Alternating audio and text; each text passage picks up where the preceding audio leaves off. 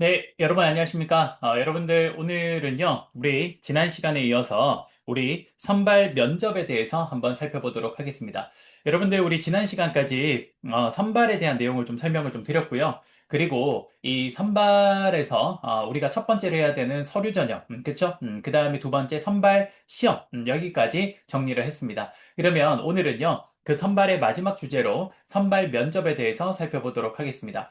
여러분들 우리 박경규 교수님 책에는요, 이 선발 면접에 대해서 내용이 좀 자세하게 수록이 되어 있습니다. 그래서 이 내용들을 한번 정리를 한번 해보도록 해요. 자, 여러분들 우리 늘 그랬던 것처럼 우리 일단 화면 한번 보면서 이야기 한번 해보도록 할게요. 자, 여러분들 지금 보시면요. 자, 우리는 오늘 이제 선발 면접을 좀 해볼 겁니다. 자, 여러분들 왼쪽으로 볼까요? 왼쪽을 보시면 선발 면접을 오늘 좀 진행을 할 겁니다. 선발 면접. 자, 한번 해볼게요. 자, 여기 선발 면접을 오늘은 좀 진행을 해볼 건데요. 여러분들 우리가 그 최근에 이제 뭐 시간이 흘러가면서 사실 그 면접의 중요성이 굉장히 많이 중요해지고 있습니다. 그쵸? 제가 예전에 취업을 했을 때만 해도요. 그때도 사실 면접이 정말 중요하다라는 이야기를 많이 했어요. 그래서, 물론 제가 이제 취업을 했을 때는 가장 중요했던 거는 그 시험이었어요. 사실. 그 시험을 가장 중요하게 생각을 했는데, 그 시험을 통과하고 나면, 그 다음 이제 면접을 보게 되는데요. 그 당시에 면접이 이제 제가 취업을 했을 때만 해도 면접의 중요성이 계속 날이 갈수록 올라간다라는 그런 이야기를 많이 들었습니다. 그래서 저도 그때 당시에 면접을 막 따로 뭐 스터디를 구성을 해서 이렇게 연습했던 그런 기억이 있는데요. 자, 오늘날 여러분 면접은요, 사실 많은 의미에서 중요해지고 있습니다. 그 왜 그러냐면, 사실 여러분들 우리가 예전에 인사평가 파트를 공부를 했죠. 그쵸? 챕터 7장에 있는 인사평가 파트를 공부를 했는데, 여러분 인사평가 뭡니까? 사람을 평가하는 거죠. 그런데 사람을 평가한다라는 게 사실상 쉽지 않습니다. 그쵸? 면접도 어찌 보면 그 사람을 평가하는 거죠. 사람을 평가하고 그 사람의 진 면목을 밝히는 과정이라고 보시면 될 것 같은데요. 그러다 보니까 그 사람을 평가하는 과정이 상당히 좀 복잡하고 어렵다라는 겁니다. 그래서 단순히 시험만 가지고는 그 사람의 단순히 지적 능력만 파악을 할 수 있으니까 그 회사는 사실 여러분들 사람과의 관계가 굉장히 중요하기 때문에 그래서 단순히 지적 능력이 높은 사람이 사회성이 결여가 되어 있거나 굉장히 떨어지면 회사에 와서 높은 성과를 내기가 쉽지 않습니다. 왜? 다른 사람과 협업이 잘 안 되니까요. 그래서 회사에서는 이 면접의 중요성을 날이 갈수록 높이고 있습니다. 왜 그러냐? 면접이라는 것은 사람을 면대면으로 바라보면서 그 사람의 여러 가지 면목을 그래도 그 즉석에서 파악을 할 수 있는 기회를 가질 수 있기 때문에 그래서 면접을 굉장히 중요하게 생각을 하고 있는 것 같아요. 그래서 우리 인사평가의 이 교과서들도 그 인사 교과서에도요. 이 면접의 비중이 점차 페이지가 이 할애되는 비중이 늘어나고 있습니다. 그래서 박경규 교수님 책에도 이 면접에 대해서 상당히 많은 그 페이지를 할애해서 설명을 하고 있어요. 그리고 실제로 많은 인사 관리를 중심으로 한 어떤 출제하는 문제들도 보시면요. 이 그 면접이 많이 문제화되고 있습니다. 그래서 오늘 우리도 이 면접을 지금부터 한번 보도록 할게요. 자, 여러분들 우리 판사 한 판 잠깐 보면서 같이 정리 한번 해보도록 하겠습니다. 자, 한번 볼까요? 자, 여러분들 지금 오른쪽을 잠깐 보시면요. 자, 우리는 이렇게 공부했네요. 지난 시간까지. 자, 오른쪽을 보시면, 판사 한 판 보시면요. 첫 번째, 우리는 지난 시간에 선발 관리를 했는데요. 그 선발 관리에서 선발하는 방법은 첫 번째 서류 전형을 했고요. 두 번째 시험을 했습니다. 그쵸? 그리고 이제 오늘 할 거는 뭐냐면 면접이에요. 이제 오늘은 면접을 할 건데요. 자, 여러분들, 면접은 크게 방법이, 두 가지 방법이 있습니다. 뭐, 엄밀히 말하면 방법이라고 하긴 좀 그렇고, 첫 번째, 면접의 유형이라는 게 있어요. 면접의 유형. 그다음에 이 면접을 구체적으로 유형을 어떤 식으로 할 것인지를 결정하는 실천 방법이 면접 방법이라고 보시면 됩니다. 자, 요게 두 개가 어떻게 연결이 되는지를 제가 지금부터 좀 설명을 좀 드려볼게요. 자, 그러면 우선은 여러분들 보시면 면접 유형부터 한번 설명해 볼게요. 자, 왼쪽을 잠깐 보시면요. 자, 여러분들 우리 박경규 교수님은요, 이렇게 정리를 좀 해놨어요. 선발 면접의 종류라고 되어 있죠. 요게 지금 제가 판사 한 판에서는 면접의 유형입니다. 면접의 유형이고요. 그리고 이 유형을 구체적으로 실천하는 방법이 아래쪽에 있는 선발 면접의 방법이 되겠습니다. 됐죠? 자, 그러면 이게 무슨 말을 하고 있는 건지를 잠깐 설명해 볼게요. 자, 여러분들 지금 보시면 면접의 종류, 면접의 종류, 이건 유형이라 그랬죠? 자, 면접의 종류, 유형은 크게 구조적 면접과 비구조적 면접으로 나누어집니다. 그러면 구조적 면접과 비구조적 면접이 뭔지 한번 설명해 볼게요. 자, 한번 봅시다. 자, 여러분들, 우리 구조적 면접과 비구조적 면접이라는 게 무엇을 말하는가? 그걸 한번 보면요. 우선, 구조적 면접이라는 건 여러분 말 그대로 무언가가 구조화되어 있는 거예요. 잘 짜여져 있는 거예요. 잘 짜여져 있는 거. 반면에, 비구조적 면접이라는 것은 어떤 내용들이 잘 짜여져 있지 않은 거예요. 좀 굉장히 자유롭게, 자유분방하게 되어 있는 상태를 말합니다. 그러면 여러분들 이게 실제 제가 겪었던 상황을 바탕으로 구조적 면접과 비구조적 면접을 한번 비교해서 설명드려 보도록 할게요. 제가 지금부터 설명드리는 이 예제에는 구조적 면접과 비구조적 면접에 대한 내용들이 다 담겨 있습니다. 그래서 한번 편안하게 이야기 듣듯이 한번 들어보시면 좋을 것 같아요. 자, 한번 설명해 볼게요. 여러분들 그 구조적 면접이라는 게 자, 제가, 여러분들 그 삼성이라는 회사를 다녔었는데요. 그 삼성이라는 회사를 제가 다니기 전에 당연히 입사 지원을 했겠죠. 그래서 저 같은 경우는 첫 번째 서류 전형 합격을 했고요. 그리고 두 번째 이제 선발 시험에서 삼성은 그 G사트라는 시험이 있습니다. 저 같은 경우는 좀 옛날이어서 G사트가 아니라 사트였어요. 그냥 사트. 그 사트 시험을 봐서 통과를 했습니다. 그래서 저는 1차 서류 전형을 합격을 했고, 2차 선발 시험도 합격을 했어요. 그리고 이제 3차 드디어 어디로 갑니까? 면접 전형으로 갔죠. 제가 면접 전형으로 갔는데, 면접은, 대부분의 회사가 면접은 보통 두 번 봅니다. 첫 번째 면접은 그 실무진 면접을 보고요. 그 실무진 면접이라는 것은 회사의 팀장님급에서 이제 보는 거고요. 그 실제로 실무를 하시는 분들이 보는 거고요. 그분들이 통과를 시키면, 그 다음 무슨 면접을 보냐? 임원 면접을 봅니다. 말 그대로 회사에 굉장히 높으신 분들을 대상으로 면접을 보게 되어 있어요. 그런데 제가 이제 그 면접을 볼 때 그 두 단계를 거쳤는데 그 두 단계가 전부 다 구조적 면접과 비구조적 면접이 다 나와 있었어요. 어떤 식이냐? 자, 이런 식이었습니다. 제가 그 당시 면접을 볼 때 첫 번째 그 실무진 면접, 1차 면접, 실무진 면접을 봤을 때는요. 그 제가 들어갔어요. 들어갔더니 그 면접관들이 한 세네 분 정도 앉아 계셨어요. 그래서 이제 그분들이 앞에 노트북을 펼쳐놓고 그리고 이제 그 면접하러 들어온 그 면접 지원자들한테 물어봅니다. 근데 이제 물어볼 때 그 밑에 있는 노트북을 이렇게 보면서 뭔가를 읽어줘요. 읽어줘요. 뭐 예를 들어서 뭐 이렇게 이야기를 합니다. 밑에 있는 이런 노트북을 보면서 조연 지원자는 어렸을 때 힘들었던 기억이 있습니까? 혹시 있다면 그 힘들었던 기억을 어떻게 극복했는지 설명해 주시고요. 그리고 그 극복 과정에서 무엇을 얻었는지, 무엇을 깨달았는지를 설명해 주시면 좋겠습니다.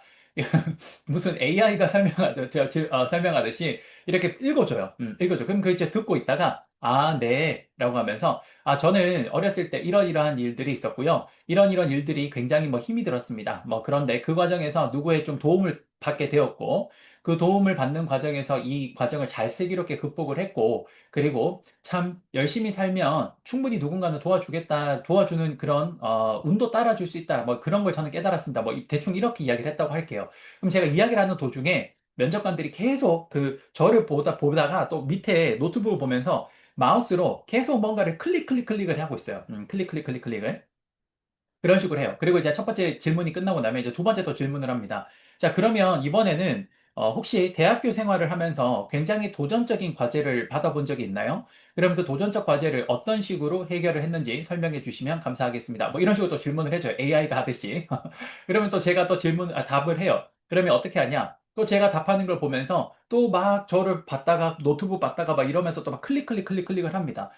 그렇게 해서 제가 1차 실무지 면접을 합격을 했어요. 합격을. 그 다음 이제 2차 실무지 면접으로 갔어요. 2차 실무지 면접을 갔더니 이제 거기 이제 임원분들이 앉아 계신 거죠. 훨씬 높으신 분들이 앉아 계시는데 이제 질문을 하시는 거예요. 근데 그분들도 물론 노트북이 있긴 했습니다. 그런데 그분들은 질문이 좀 뭐라 해야 될까요? 그냥 즉흥적인 질문들이 되게 많았어요. 뭐 처음에는 이렇게 질문을 하시긴 했어요. 뭐 좀 기계적으로 일단 자기소개 한번 해보세요. 뭐 이렇게 얘기를 하는 거예요. 그래서 이제 쭉 했죠. 뭐 여러 지원자가 들어왔어. 그 동시에 했거든요. 그때는. 그래서 여러 지원자가 있으니까 뭐 자기소개 한번 해보세요. 라고 해서 이제 쭉 했겠죠. 근데 그 이제 쭉 하는 과정에서 그 자기소개 하는 내용을 이제 그 임원분들이 이렇게 받아 적으시더라고요. 뭐 이렇게 좀 특색 있는 것들을. 그러더니 이제 다 끝나고 나니까 이제 뭐 랜덤으로 지적을 해요. 지목을 해요. 뭐 예를 들어서 조현 지원자님 그 지금 뭐 자기소개에서 뭐 어떠한 예전에 경험을 했다고 하는데 구체적으로 어떤 경험을 조금 더 이야기해 줄 수 있어요? 뭐 이렇게 이야기를 해요. 그럼 제가 막 이야기를 해요. 그러면 이제 그 내용 안에서 또 뭔가 꼬리에 꼬리를 묻는 질문을 계속합니다. 그러면 그 경험에서 이럴 수도 있었는데 왜 그렇게 했죠? 뭐 이렇게 해서 묻는 거죠. 그런 식으로 이제 좀 자유롭게 서로 대화하듯이 실제로 면접이 이루어졌습니다. 그래서 이제 그 사람의 어찌 보면 좀 여러 가지 측면을 좀 거기서 파악을 할 수가 있는 거죠. 여러분, 지금 제가 말씀드린 요 1차 면접과 2차 면접은 바로 1차 면접이 구조화 면접이고요. 2차 면접이 비구조화 면접입니다. 자, 여러분들 한번 설명을 해볼게. 구조화 면접이라는 것은 무엇이냐면요. 인사팀에서 사전에 미리 면접의 질문지를 다 작성을 해줍니다. 어떤 질문을 할 건지를 다 작성을 해줘요. 그리고 그 각각의 질문에 대해서 예상 답안도 다 적어줍니다. 그래서 그 예상 답안에 실제로 이런 답이 나오면 5점, 이런 답은 4점, 이런 답은 3점, 이런 식으로 그 각각의 질문의 예상 답안에 대한 점수도 다 부여가 되어 있어요. 그래서 여러분들, 그래서 그 면접관들이 저한테 질문을 할 때 보고 읽었다 그랬잖아요. 그게 여러분 왜 그러냐면 그 면접 질문이 거기에 다 적혀 있는 거예요. 그러면 이제 그 질문을 순서대로 읽어만 주면 되는 거죠. 그래서 그 읽어주고, 그 여러분, 제가 답을 할 때 저를 봤다가 밑에 노트북 보고 막 클릭한다 그랬죠. 그게 제가 하는 답을 보고 예상 답안에 어느 부분이 해당되는지를 클릭을 하고 있는 겁니다. 그러면 이제 그걸 입력을 하면 자연스럽게 제가 면접에서 몇 점을 받았는지 점수가 거기서 이제 산정이 되는 거예요. 그렇게 하는 게 뭡니까? 이게 구조화된 면접입니다. 여러분, 기본적으로 구조화된 면접은요, 굉장히 좋은 장점과 단점인데, 우리가 보통 요 비교 포인트가 뭐냐면 구조화 면접과 비구조화 면접의 장단점을 비교하라는 이런 내용들이 시험에 많이 나오거든요. 구조화 면접의 대표적인 장점이 뭐냐면, 구조화 면접은요, 인사팀에서 미리 구조를 다 짜주기 때문에, 면접관이 크게 훌륭하지 않아도 됩니다. 그래서 아무나 들어가서 그냥 그거 보고 읽어주고 예상 답안 보고 클릭만 해주면 돼요. 그래서 비교적 면접관들의 부담이 굉장히 적습니다. 그리고 아무래도 똑같은 질문지를 가지고 여러 사람들한테 질문을 했기 때문에 그 지원자 간의 비교도 가능해요. 똑같은 질문을 했기 때문에. 그래서 지원자 간의 비교도 가능하다라는 그런 장점이 있어요. 하지만 단점도 있습니다. 그게 뭐냐면, 첫 번째 어떤 단점이 있냐면, 아무래도 기계적으로 물어보고 기계적으로 답하는 걸 기계적으로 점수를 산정하다 보니까 그 지원자의 본심을 깊은 부분까지 알기가 어려워요. 보통 그 친구가 어떤 생각을 했는지, 그리고 어떤 마음으로 그런 행동을 했는지를 알고 싶으면 계속 꼬리에 꼬리를 묻는 질문을 해야 되거든요. 그런데 사실 구조화된 면접은 그냥 정해진 틀에 따라서 각본대로 진행되는 거기 때문에 사실 더 깊은 질문을 하기가 쉽지 않다라는 그런 단점이 있습니다.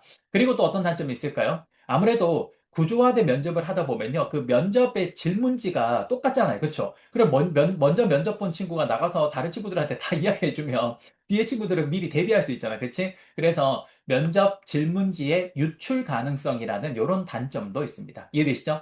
반면에 제가 봤던 2차 면접, 바로 임원 면접은 바로 비구조화 면접의 대표적인 형태인데요. 어떻게 했습니까? 그렇죠. 자유롭게 질문을 하는 겁니다. 그러다 보니까 이 면접의 가장 큰 장점은 구조화된 면접의 장단점을 뒤바꾼 거랑 똑같아요. 첫 번째 뭡니까? 그렇죠. 그 지원자의 굉장히 마음속 깊은 곳에 그 사람의 생각까지 알아낼 수 있습니다. 꼬리에 꼬리를 묻는 질문을 자유롭게 할 수 있기 때문에 그런 속내까지도 알 수가 있는 거죠. 두 번째, 지원자마다 질문을 다르게 하기 때문에 면접의 문제 유출 가능성이 전혀 없습니다. 그 뭐 된다고 하는데 의미가 없어요. 왜? 나는 또 다른 질문하면 되니까. 그쵸? 그래서 그런 게 장점이에요. 반면에 단점은 아무래도 그렇게 되는 경우에는 면접관의 역량이 굉장히 높아야 됩니다. 면접을 잘 진행해야 돼요. 그리고 질문을 면접자마다 다르게 했기 때문에 그 면접자 간의 비교가 생각보다 쉽지 않습니다. 똑같은 질문을 해야 그게 비교가 되는데 질문을 다르게 했기 때문에 사실상 비교가 좀 어렵다라는 단점이 있습니다. 이해되십니까? 그렇죠. 여러분, 이게 구조화된 면접과 비구조화된 면접에 대해서 제가 설명을 좀 드린 겁니다. 화면을 보시면요. 자, 여기 있네요. 여러분들 지금 보시면 왼쪽 보세요. 구조적 면접과 비구조적 면접이 있습니다. 그쵸? 그래서 구조적 면접이라는 거 여기 적혀 있네요. 미리 뭘 준비합니까? 질문을 준비하는 거죠. 그쵸? 그래서 면접자가 피면접자에게 질문을 하는 겁니다. 이해되십니까? 하지만 비구조적 면접이라는 것은요. 여기 밑에 보시면 특정한 질문서 목록 없이도 면접자가 중요하다고 생각되는 내용을 그냥 하는 겁니다. 그래서 이게 뭡니까? 비구조적 면접이 되겠습니다. 그래서 이 비구조적 면접은 노련한 면접자가 요구가 됩니다. 그 면접자의 능력이 좋아야 돼요. 이해되시죠? 자, 그러면 여기까지가 구조적 면접과 비구조적 면접이 있습니다. 사실 우리 여러분들 오른쪽 잠깐 볼까요? 오른쪽 잠깐 보면 면접의 유형을 보면요. 구조적 면접과 비구조적 면접이 있죠. 그리고 뭐 있습니까? 반구조적 면접이라는 게 있습니다. 요거는 뭐냐면 말 그대로 구조적 면접과 비구조적 면접을 한 절반 정도 섞은 거예요. 여러분, 당연히 실무에서는 제일 많이 쓰는 게 뭘까요? 당연히 반구조적 면접입니다. 그렇죠? 그래서 이렇게 진행을 한다라고 보시면 되겠네요. 자, 그러면 이제 이런 면접의 유형을 봤다면 이 면접 유형을 구체적으로 어떻게 실행하는지가 바로 면접의 방법이 되겠습니다. 어떤 게 있냐? 집단 면접, 위원회 면접, 스트레스 면접, 상황 면접, 인적평가센터법 등등 이런 것들이 있네요. 자, 지금부터 이게 무엇을 말하는지 한번 설명해 보도록 하겠습니다. 한번 볼까요? 자, 여러분들 거기 보시면 집단 면접과 그 다음에 위원회 면접이라는 게 있습니다. 한번 다시 볼까? 잠깐 다시요. 자, 여러분들 요 두 가지가 참 중요한데요. 지금 왼쪽을 보시면요. 집단 면접과 위원회 면접이라는 게 있죠. 요 두 가지를 비교하는 게 굉장히 중요한 시험 포인트이기도 합니다. 그렇죠? 각종 시험에 많이 나오는 중요 포인트인데요. 집단 면접과 위원회 면접을 어떻게 하는지 잠깐 설명드리겠습니다. 한번 봐요. 자, 여러분들 집단 면접이라는 건 뭐냐? 중요 포인트가 뭐냐? 기준이 뭐냐? 면접 지원자가 다수여야 됩니다. 면접을 볼 때 면접 지원자가 다수면요. 그럼 뭐가 되냐? 그건 집단 면접이라고 해요. 그래서 면접 지원자가 다수가 되면 집단 면접이고요. 반면에 면접관이 다수면 뭐가 되냐? 위원회 면접이 되는 겁니다. 그럼 여러분들 방금 했던 구조적 면접과 비구조적 면접을 이 방법을 어떻게 연결시키냐? 이렇게 하는 거죠. 봐봐요. 집단 면접을 해요. 그럼 집단 면접은 어떻게 하는 거예요? 그렇죠. 면접 지원자가 다수입니다. 그럼 면접 지원자가 다수인 상태에서 면접을 진행하는데 그걸 구조적 면접을 해도 되고 뭐로 해도 될까? 그렇지. 비구조적 면접을 해도 되는 겁니다. 그다음 위원회 면접을 시행한다라는 건 뭐예요? 면접관이 다수인 거죠. 그 면접관이 다수인데 그걸 또 어떻게 실행해도 된다? 그렇지. 구조적 면접을 해도 되고 비구조적 면접을 해도 되는 겁니다. 뭐 심지어 반구조적 면접을 해도 되는 거죠. 여러분 요 두 개가 어떻게 연결되는지 아시겠습니까? 그렇죠? 이런 거예요. 그래서 이런 것들이 여러분 시험 포인트입니다. 여러분들 지금 보시면 잠깐만요. 음, 화면이 안 나와. 약간 당황했어요. 자, 다시. 자, 볼게요. 그럼 여러분 여기 지금 왼쪽을 보시면요. 우선 제가 첫 번째 집단 면접 설명을 했고요. 두 번째 위원회 면접을 설명했습니다. 그쵸? 그다음 또 뭐 있습니까? 스트레스 면접이라는 것도 있어요. 이거 다른 말로 압박 면접이라고 하죠. 압박 면접. 어떻게 하는 겁니까? 그렇죠. 질문을 계속 압박을 가하는 거예요. 그렇게 해서 그 친구가 어떻게 반응하는지를 보는 게 스트레스 면접입니다. 이것도 마찬가지야. 스트레스 면접을 할 때에도 구조적으로 할 수 있고 비구조적으로 할 수 있습니다. 구조적으로 한다는 게 뭡니까? 미리 어떤 상황을 다 정해놓고 그 상황에서 맞는 것들을 계속 구체적으로 질문하는 거고요. 비구조적 면접은 그 친구 어떻게 반응하는지 보면서 그 반응에 따라서 자유롭게 질문하는 거죠. 그런 식으로 하면 되는 거죠. 그다음 여러분 요즘에 많이 하는 거 뭐예요? 블라인드 테스트, 무자료 면접입니다. 그렇죠? 최근에 학벌이나 여러 가지 학점 이런 것 등등에 대해서 어떤 스테레오타입, 즉 고정관념을 가지는 것을 편견을 가지는 것을 배제하고자 많이 사용하고 있는 뭡니까? 면접 방법이라고 보시면 되겠습니다. 자, 그리고 동료 면접은 여러 사람이 지원자들이 들어가서 여러 동료들이 나를 평가하는 면접을 하는 방식을 말해요. 그래서 이걸 동료 면접이라고 보면 되겠습니다. 됐습니다. 이 정도 정리하면 우리가 일단 선발에 대한 내용은 다 끝이 났습니다. 됐죠? 자, 여러분들 그러면 이제 선발까지 다 끝이 났잖아요. 그럼 이제 우리 전체 이제 한번 정리를 한번 해보면서 이제 여기 거의 마무리가 된 것 같아요. 자, 마무리를 한번 해봅시다. 자, 여러분들 오른쪽에 판사 한 판 지금까지 했던 이야기 잠깐 한번 해볼게요. 자, 여러분들 우리가 어떻게 했습니까? 모집 선발 관리에서 제일 첫 번째 모집 선발을 하기 전에 인력 계획을 합니다. 그쵸? 인력 계획은 인력 수요를 예측을 해서 우리 회사 전체 총 인력의 수요를 예측을 하고요. 그리고 이렇게 인력의 총 수요를 예측하고 난 뒤에 회사 밖에 나가 있는 사람한테 들어오세요라고 하면 이만큼 채웠죠. 그 채우는 걸 뭐라고 합니까? 내부 인력 공급 예측이라고 합니다. 그 다음 비어있는 부분에 대해서 어디에서 이제 인력을 공급받아야 돼요? 외부에서 인력 공급 예측을 하는 거죠. 그러면 이제 여기까지 하고 나면 이제 여러분 여기가 비었잖아. 그치? 여기가 비었으면 이제 여기 비어 있는 부분을 뭐 해야 됩니까? 이제 모아야 되죠. 그런데 여기서 이렇게 되어 있을 때 요만큼이 지금 차 있는데 비어 있는 부분을 모을 때 바로 외부에다 모으는 게 아닙니다. 어떻게 합니까? 그렇죠. 내부에 우선 먼저 모집을 합니다. 그래서 일부 사람들이 지원을 해서 요만큼의 사람들이 이동을 요쪽으로 하면 요렇게 요 부분을 채우겠죠. 그쵸? 그렇게 해서 실제 내부 모집을 먼저 하고요. 그리고 진짜 순 부족분에 대해서 외부에서 모집을 하게 됩니다. 됐죠? 자, 그럼 외부에서 모집을 하게 되면 이제 그 사람들을 가지고 옥석을 가려야 되는데 어떻게 가립니까? 1차 서류, 2차 시험, 3차 면접을 통해서 최종 인원이 뭐가 되는 겁니까? 그렇죠. 면접까지 끝나고 나면 최종 인원이 선발되는 겁니다. 그럼 이 선발된 사람한테 이제 뭘 하는 거예요? 이제 OT를 하는 거죠. 그걸 뭐라고 합니까? 입직 관리라고 합니다. 그리고 마지막으로 우리 회사에 OT를 하고 난 뒤에 그 사람들이 혹시나 도망갈까 봐 그 사람들을 좀 우리 회사에 빠르게 안착시킬 수 있는 좋은 방법이 조직 사회화라는 게 있습니다. 여기까지 정리를 하시면 될 것 같아요. 물론 여러분 조직 사회화는 박근 교수님 책에는 따로 없습니다. 제가 그때 정리를 했을 때는 박근 교수님 책에는 따로 없었거든요. 그쵸? 없네요. 그래서 여러분들 그 내용 정도만 그냥 추가로 기억해 주시면 좋을 것 같습니다. 자, 그러면 다 했어요. 여러분 진짜 다 했는데 여러분 우리 기억나십니까? 인사평가를 하는 평가 방법에 좋은 평가 방법이 갖춰야 될 요건 기억나십니까? 뭡니까? 신타실수. 그쵸? 뭐였습니까? 신뢰성, 타당성, 실용성, 수용성. 여러분 제가 그 관역 이렇게 해가지고 총 쌓는 거 그걸로 설명했던 거 기억나십니까? 그쵸? 신뢰성, 타당성, 실용성, 수용성. 다른 말로 신타실수. 그쵸? 그러면 여러분들 선발 도구도 정확하게 사람을 잘 선발을 하기 위해서는 선발 도구가 갖춰야 될 좋은 조건이 필요할 겁니다. 그쵸? 그걸 이제 마지막으로 한번 보도록 하겠습니다. 어떤 선발 도구가 좋은 선발 도구인지를 평가하는 방법이 있는데, 역시 그 방법이 좀 중요해서 그 내용을 지금부터 잠깐 보도록 하겠습니다. 자, 여러분들 거기 보시면요. 첫 번째, 여기 있네요. 왼쪽 보세요. 왼쪽 보시면 선발 도구에 대한 평가라는 게 있습니다. 그쵸? 선발 도구에 대한 평가. 자, 선발 도구에 대한 평가는 역시 신뢰성, 타당성, 그리고 비용과 편익. 이걸 이제 다른 말로 경제성이라 그래요. 경제성. 이렇게 세 가지 측면에서 봅니다. 우리가 인사평가에서는 신타 실수였죠. 근데 여기에서는 신타, 그 다음에 비용 편익 분석에 해당되는 경제성이라고 보시면 될 것 같아요. 됐습니까? 그러면 신뢰성이라는 건 뭐냐? 당연히 적혀 있네요. 신뢰성이란 어떤 지원자의 면을 측정을 할 때 동일 안견에서 측정된 결과가 서로 일치하는 경우, 즉 안정되고 뭡니까? 일정하게 나오는 정도를 말합니다. 주로 어떻게 측정을 하냐면요. 내적 일관성과 시험 재시험법으로 측정을 합니다. 즉, 그 선발 시험이 과연 정말 신뢰성이 있는지를 어떻게 측정하냐? 내적 일관성과 그 다음에 시험 재시험법을 해요. 내적 일관성이라는 게 뭐냐면요. 이런 거예요. 여러 가지 질문을 쫙 줍니다. 그리고 그 질문에 대해서 어떤 이 친구가 답을 체크를 하겠죠. 근데 그 답의 체크가 일관되게 나오면요. 아, 이 친구의 그 어떤 성격이나 혹은 어떤 성향을 정확하게 그 테스트가 일관되게 측정을 하고 있구나라는 걸 그걸 반증하는 거예요. 그래서 이걸 뭐라고 합니까? 내적 일관성이라고 합니다. 그래서 여러분들 그 가끔씩 여러분들은 시험을 그런 걸 쳐보셨는지 모르겠는데 저 때만 해도 그 사트 시험을 볼 때 인적성 검사를 합니다. 근데 그 인적성 검사를 보면요.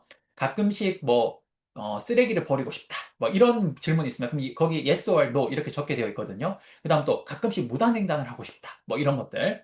뭐 그런 것들이 적혀 있어요. 그럼 이제 그런 것들을 yes, yes 이렇게 꾸준히 뭐 체크를 하면요. 그 사람은 좀 일관성이 있게 나오는 거죠. 혹은 아니요, 아니요, 아니요 체크하면 아, 이 친구가 굉장히 일관되게 이런 행동을 안 하는구나라고 알 수 있잖아. 그치? 그래서 그 친구의 성향을 좀 일관되게 설명해 줄 수 있으면 그러면 그 평가 도구는, 즉 선발 도구는 꽤 신뢰성이 있는 선발 도구라고 볼 수 있습니다. 이해되십니까? 이걸 내적 일관성이라고 이야기를 해요. 됐죠? 자, 그 다음, 시험 재시험법은 이겁니다. 어떻게 하는 거냐면요. 여러분, 런 경우죠. 그 시험이 과연 정말 일관성이 있는가, 신뢰성이 있는가, 그건 어떻게 알 수 있냐면요. 그 친구가 일단 시험을 봐요. 그랬을 때 한 80점을 받았어. 그리고 일정 시간이 지나서 그 시험을 거의 잊어버릴 때쯤에 다시 한번 똑같은 시험을 봅니다. 그랬을 때 그 친구가 성적이 여전히 한 80점대 나오면요. 아, 그 시험은 굉장히 일관성이 있는, 신뢰성이 있다라고 볼 수 있겠네요. 그쵸? 이걸 뭐라고 합니까? 시험, 재시험법이라고 합니다. 만약에 여러분들이 토익 시험을 봤는데 토익 시험을 봤을 때 여러분들이 뭐 토익이 한 800점 나왔어. 그리고 똑같은 시험을 한 1년이 지난 뒤에 또다시 봤는데 한 800점 나왔어. 그럼 토익 시험은 여러분들의 영어 능력을 평가하는 데 있어서 뭐가 있는 거죠? 신뢰성이 있는 거예요. 그런데 여러분들이 그 시험을 봤을 때 800점이 나왔는데 1년 뒤에 시험을 봤는데 300점이 나왔어. 그럼 여러분들 그 토익 시험은 뭐예요? 그렇죠. 여러분들의 영어 능력을 평가하는 데 있어서 신뢰성이 없는 겁니다. 이해되시죠? 이게 바로 시험, 재시험법이 되겠습니다. 됐죠? 자, 그 다음. 이어서 좀 잠깐 설명을 좀 해보면요. 이제 타당성을 측정을 좀 해볼 건데요. 자, 여기 밑에 보면 여러분 타당성이죠. 타당성이라는 건 뭡니까? 선발 도구의 타당도란 특정 선발 도구가 얼마나 평가 목적을 충족시키냐 요겁니다. 말 그대로 정말 평가하고자 하는 부분을 제대로 평가하고 있는가 그걸 파악하는 것을 타당성이라고 하는데 이게 정말 중요합니다. 이게 시험에 엄청 많이 나오는 거라서 이걸 지금부터 한번 설명해 볼게요. 자, 여러분들 타당도를 측정하는 방법은 사실은 크게 네 가지예요. 사실은 크게 네 가지인데 박경규 교수님 책에는 현재 세 가지만 적혀 있습니다. 그래서 우선 세 가지를 설명하고 마지막으로 네 번째를 제가 추가로 하나 설명드리도록 할게요. 자, 한번 설명해 볼게요. 자, 여러분들 일단 여기 현재 타당도랑 예측 타당도 이 두 개를 세트로 우선 설명해 볼게요. 현재 타당도와 예측 타당도. 자, 봐요. 여러분들 그 회사는 어떤 사람을 선발하고 싶습니까? 그렇죠. 회사에 들어와서 굉장히 높은 퍼포먼스, 즉 성과를 내고 싶은 사람을 선발하고 싶은 겁니다. 그러면 우리 회사가 어떤 시험을 마련을 했을 때 그 시험이 정말로 높은 성과를 낼 수 있는 사람을 선발할 수 있는가? 그게 뭐죠? 그게 타당성이죠. 그게 타당성. 그러니까 우리 회사가 추구하고자 하는 목적이 뭐예요? 성과를 높게 낼 수 있는 직원을 뽑고 싶은 겁니다. 그러면 그 시험 성적이 그 시험을 쳤을 때 그 시험을 통과한 사람이 정말로 성과가 높으면 그 시험은 뭘 충족시키는 거죠? 그렇죠. 우리가 선발하고자 하는 목적에 부합되기 때문에 타당도가 있는 겁니다. 이해되죠? 자, 여러분들. 여기서 현재 타당도라는 게 뭐고 예측 타당도가 뭔지 한번 설명을 해볼게요. 잘 들어봐. 왜 현재인지 예측인지 설명을 해드릴게요. 잘 봐요. 현재 타당도라는 건 뭐냐면요. 이런 거예요. 현재 타당도는, 현재 우리 회사에 근무하고 있는 직원들이 있겠죠. 그쵸? 그러면 그 근무하고 있는 직원들을 한번 모아요. 그러면 그 여러분들이 현재 우리 회사에 근무하고 있는 사람은 이미 그 사람 중에 높은 고성과자와 낮은 저성과자가 이미 결정되어 있잖아. 그치? 그 사람들 회사를 다니고 있는 사람이니까. 그치? 그래서 성과가 좋은 사람이 있고 성과가 나쁜 사람이 있을 거 아니야. 그쵸? 그러면 그 사람들을 불러. 성과가 좋고 나쁜 사람을 중간쯤 되는 사람 다 불러. 그리고 난 이제 그 사람들한테 우리 신입사원들한테 치르게 할 시험을 이 사람들한테 보게 하는 겁니다. 현직자들한테. 그러면 현직자들한테 시험을 쫙 보게 만들어요. 그리고 난 뒤에 그 시험 성적이 이제 예를 들어서 이제 나오겠죠. 점수가 높고 낮은 게 나오겠죠. 그랬을 때 실제로 만약에 성과가 높은 사람이 시험 성적이 높고 성과가 낮은 사람이 시험 성적이 낮아요. 그럼 그 시험은 뭐가 있는 거냐? 타당도가 있는 겁니다. 그런데 왜 하필 현재 타당도냐? 여러분, 그 시험을 보고 난 뒤에 그 시험에 타당도가 있는지 없는지를 그 즉시 알 수가 있죠. 왜? 이미 성과가 높은 사람과 낮은 사람 우리는 알고 있으니까 거기서 시험 성적만 거기서 매칭이 딱 되면 그 시험에 타당도가 있는지 없는지를 바로 평가할 수 있잖아. 그치? 그래서 이걸 현재 타당도라고 이야기를 합니다. 여러분 이해되십니까? 오케이? 자, 그다음 예측 타당도라는 건 뭐냐면요. 이거예요. 이건 좀 다른데 자, 예를 들어서 어떤 시험이 있어. 근데 그 시험의 목적은 성과가 높은 사람을 우리 회사에 선발하는 겁니다. 그쵸? 그게 우리 이 시험의 목적인데, 근데 이 시험을 어떻게 하냐? 그렇죠. 신입사원한테 시험 보게 하는 겁니다. 그러니까 지원자들한테 시험을 보게 만들어요. 그럼 지원자들한테 시험을 보게 만들어서 일정 커트라인을 넘은 사람들이 합격을 하겠죠. 그런데 그 합격한 사람 사이에는 뭐가 있습니까? 그렇지. 성적이 높은 사람과 성적이 낮은 사람으로 나누어지죠. 그쵸? 그러면 그렇게 선발되고 난 후에 일단은 그 친구들의 성적은 나옵니다. 그 시험을 보는 즉시 성적이 높은 친구랑 낮은 친구가 결과가 나오겠죠. 그런데 이 친구가 정말로 성과가 높은지 낮은지는 지금 알 수 없잖아. 왜? 방금 뽑았으니까. 그치? 그래서 어떻게 합니까? 1년을 기다립니다. 1년을 기다려서 정말로 그 시험 성적이 높았던 친구가 1년 후에 봤더니 성과가 높고 그 시험을 봤던 친구 중에 성적이 낮은 친구가 1년 뒤에 보니까 정말로 성과가 낮으면 그럼 그 시험은 뭐가 있는 겁니까? 그렇습니다. 타당도가 있는 겁니다. 근데 왜 예측 타당도죠? 그렇죠. 그 타당도가 있는지 없는지를 지금 알 수 있는 게 아니라 일정 시간이 지나야 그 결과치를 알 수 있잖아. 그치? 그래서 예측 타당도라고 이야기를 합니다. 여러분 이해되십니까? 오케이? 그래서 이게 바로 첫 번째 현재 타당도랑 예측 타당도가 되겠습니다. 여러분 이거 잠깐 여담이긴 합니다만 그 삼성의 사트라는 시험이 어떻게 탄생하게 됐냐면요. 그 삼성의 사트라는 시험은 가만히 보면요. 그 IQ 테스트랑 굉장히 비슷합니다. IQ 테스트랑 수능 시험과 좀 유사해요. 그래서 삼성이 그 과거부터 공채를 통해서 많은 사람을 뽑아봤어요. 근데 그 뽑는 과정에서 다양한 형태로 사람을 뽑아봤습니다. 성과가 높은 사람을 뽑기 위해서 굉장히 다양한 형태로 뽑았어요. 뭐 어떻게 뽑았냐면 성실한 사람도 뽑아보고, 인성이 좋은 사람도 뽑아보고, 머리가 똑똑한 사람도 뽑아보고 다 뽑아봤어요. 그랬더니 어떤 경우에 가장 성과가 높고 어떤 경우에 가장 결과치가 좋았냐면 결국 지능이 가장 높은 사람을 뽑았을 때 성과가 가장 좋더랍니다. 그래서 그걸 어떻게 측정을 했냐? 그 시험을 만들어 가지고 그 시험을 실제로 시험을 보게 현직자들한테 보게 만들었더니 지능이 뛰어난 친구일수록 그 시험을 잘 보더라는 거예요. 그래서 여러분, 삼성에서 생각하는 지능이 뛰어난 사람들이 어떤 사람이냐? 흔히 IQ가 높거나 혹은 우리나라에서 가장 공인된 시험인 수능을 잘 본 친구들이라고 생각을 했던 거예요, 삼성이.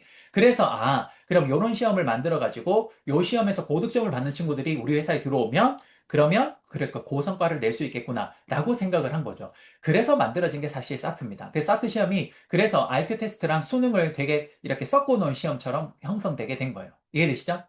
제가 이거 어떻게 알게 됐냐면 예전에 사트 요 관련된 걸 좀 제가 하게 된 적이 있어서 그때 이 사트의 비밀을 좀 알게 됐습니다. 어쨌든 뭐 그런 것들이 여러분들 사트가 만들어진 배경이라고 보시면 될 것 같아요. 됐죠? 자, 여러분들 이렇게 해서 우리가 현재 타당도랑 예측 타당도 설명을 좀 드렸고요. 그 다음 여러분들 이제 봐야 될 게 뭐냐면요. 내용 타당도라는 게 있습니다. 자, 여러분들 내용 타당도 설명을 할 때 제가 마지막으로 네 번째 구성 타당도라는 것도 하나 적어줄게요. 구성 타당도. 그리고 요거는 다른 말로 조금 더 알기 쉬운 말로 공인 타당도라고도 합니다. 공인 타당도. 공인 타당도. 자, 여러분들 내용 타당도랑 구성 타당도, 공인 타당도가 뭔지 지금부터 설명드려 보겠습니다. 자, 볼게요. 어렵지 않아요. 쉬워요. 내용 타당도라는 거 뭐냐면요. 이런 거예요. 여러분들 그 어떤 시험을 만들잖아. 그치? 그러면 그 시험을 만들고 나는데 그 시험이 정말로 평가하고자 하는 걸 제대로 평가하는지를 어떻게 파악을 하냐면요. 방금처럼 현직자나 지금 지원자들한테도 할 수 있지만 만약에 현직자가 없어. 우리 회사 지금 갓 만들어진 회사야. 그리고 지금 지원자를 뽑으려고 하니까 시간이 많이 걸려. 그런데 이 시험이 타당도가 있는지 알 수가 없잖아. 그치? 그럼 어떻게 하냐? 이런 시험과 관련된 전문가한테 의뢰를 합니다. 누굽니까? 교수님이죠. 그래서 교수님들한테 의뢰를 해요. 뭐 예를 들어서 교육학과 교수님 이런 분들한테 의뢰를 합니다. 그래서 저희가 이러이러한 사람을 뽑고 싶은데 그런 사람을 뽑는 데 있어서 이 시험이 정말 타당도가 있습니까? 목적에 부합하는 시험입니까? 라는 걸 한번 검토해 주세요라고 보여줘요. 그럼 이제 그분이 내용을 쫙 검토하겠죠. 그리고 난 뒤에 그 내용을 보고 그래요. 이거는 충분히 타당도가 있습니다라고 알려줍니다. 이게 뭡니까? 그 시험지의 내용을 보고 타당도를 알려준다 그래서 내용 타당도라고 이야기를 해요. 이해되십니까? 자, 그다음 마지막으로 구성 타당도는 여러분 다른 말로 공인 타당도라고도 하는데요. 어떤 거냐면 전문 그 공증을 해주는 전문 기관이 있습니다. 그럼 그 전문 기관에다가 우리 시험을 의뢰를 해요. 그럼 그 기관이 이렇게 보고 그러니까 이 시험은 타당도가 있습니다라고 인증을 해줍니다. 인증을. 그럼 그 인증 마크를 받으면 일종의 그 시험이 뭐가 있는 거죠? 그렇죠. 공인이 된 거죠. 그렇죠. 이제 실제로 타당도가 있다고 공인이 된 거잖아. 그래서 이런 걸 뭐라고 합니까? 이걸 공인 타당도라고 합니다. 다른 말로 구성 타당도라고 해요. 이해되시죠? 여러분들 우리가 그 테세 시험이라고 있습니다. 테세 시험. 그 테세 시험은 경제 이해력을 테스트하는 시험인데요. 이 시험이 나름의 경제 이해력을 테스트하는 데 있어서 타당도가 있다 그래요. 왜 그러냐? 여러 가지 이유가 있지만 그 중에 하나가 뭐냐? 바로 기획재정부에서 우리 테세 시험을 공인을 해줍니다. 그래서 공인받은 제1호 경제시험이라 그래서 그걸 전면에 마케팅 포인트로 내세우고 있어요. 그래서 그게 뭡니까? 일종의 공인 타당성이 되겠습니다. 이해되시죠? 자, 여러분들 이 네 가지는 정말 꼭 중요합니다. 알겠죠? 비록 박경 교수님 책은 세 가지만 나와 있지만 마지막에 구성 타당성, 공인 타당도도 함께 정리를 좀 해주시면 좋을 것 같습니다. 알겠죠? 자, 여러분들 여기까지 해서 이제 아주 중요한 거 다 끝이 난 것 같고요. 자, 이제 그 밑에 비용 편익 분석. 자, 한번 볼까요? 자, 그 밑에 이제 비용 편익 분석이랑 뭐 이런 것들이 있는데, 요거는 이제 뭐 가볍게 보시면 됩니다. 자, 여러분들 그 밑에 보시면 비용 편익 분석은 뭘까? 당연히 이건 경제성을 파악하는 겁니다. 알겠죠? 그 다음 그 밑에 이제 정말 제대로 사람들이 선발이 됐는지 선발 비율로도 확인을 할 수 있는데요. 선발 비율이라는 것은 왼쪽을 보시면 선발 비율이라는 것은 총 지원자 중에 채용 인원수를 말합니다. 예를 들어서 100명이 지원했는데요. 그 중에 10명을 채용을 했으면 선발 비율은 몇 프로입니까? 10%인 거죠. 그렇게 되는 걸 선발 비율이라고 이야기를 합니다. 됐습니다. 요 정도 정리해 주시면 우리 모집과 선발에 대해서는 전부 다 정리가 된 것 같습니다. 자, 여러분들 이거 외에도 사실 내용은 많아요. 굉장히 사실 이 파트는 정말 내용이 많은데 저희가 지금 박경규 교수님 책을 기준으로 설명을 하고 있기 때문에 박경규 교수님 책에 나오는 내용 중심으로만 제가 좀 설명을 드렸습니다. 그래서 혹시나 좀 더 다른 것들을 공부를 해보고 싶으시면요. 여러분들이 다른 좀 책을 찾아보면서 공부를 하셔도 될 것 같고요. 아니면 제가 강의해 놓은 다른 어떤 교수님 책의 어떤 강의 내용들을 또 그걸 한번 수강해 주셔도 여러분들이 좀 더 자세한 내용들을 배우실 수 있을 겁니다. 이해되시죠? 자, 여러분들 수고 많으셨고요. 이렇게 해서 우리 챕터 5장과 챕터 6장까지 바로 인력 수요와 공급 예측하는 것과 챕터 6장의 마지막 모집 선발까지 전체 내용을 마무리하도록 하겠습니다. 여러분 수고 많으셨고요. 저는 다음 시간에 뵙도록 하겠습니다. 여러분 감사합니다.